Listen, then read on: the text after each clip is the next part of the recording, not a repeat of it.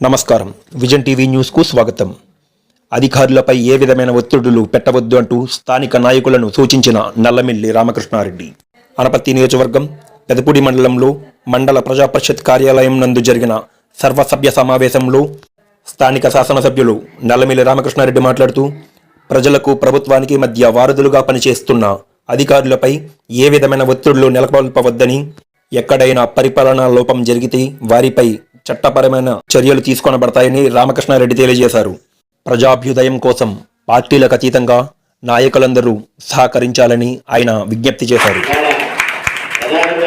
అధికారుల బాధ్యత చాలా ప్రధానమైనది. ప్రజాప్రతినిధులకి ప్రజలకి మధ్య సమన్వయం పాటించాల్సిన బాధ్యత అధికారులది.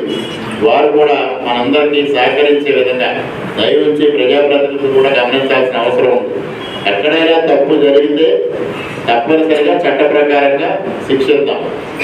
అంతేగాని మన ఐడెంటిటీ చూపించడం కోసం అధికారులపైన ఒంటికాలపైన లేవడం, అధికారులను అవమానించడం అనే పద్ధతికి చరమగీతం పాడమని మీ అందరికీ సవినయంగా విజ్ఞప్తి చేస్తుంది.